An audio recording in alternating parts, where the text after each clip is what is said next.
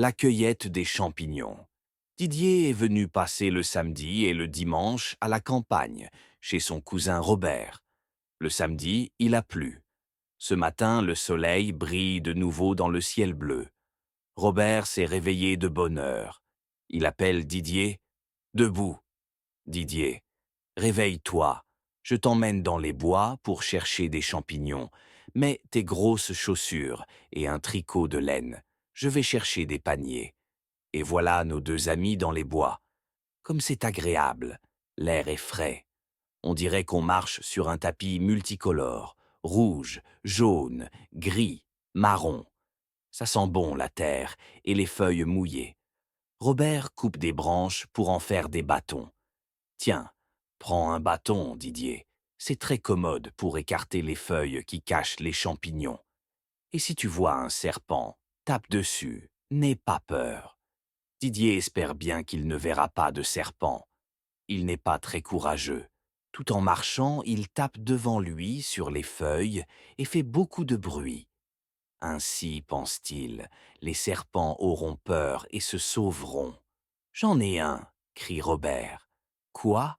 Un serpent? Mais non, pas un serpent, un champignon. Regarde comme il est gros. C'est un beau champignon. Il a un chapeau marron, de la même couleur que les feuilles mortes, et un pied presque aussi gros que le chapeau. Encore un autre, crie Robert. Il en trouve beaucoup, et à chaque fois il crie encore un. Didier n'en trouve pas. Pourtant, il fait comme Robert. Avec son bâton, il écarte les feuilles. Mais il ne voit rien.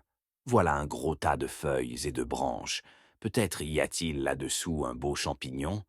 Il donne d'abord quelques coups de bâton sur les branches. Frrt, frrt.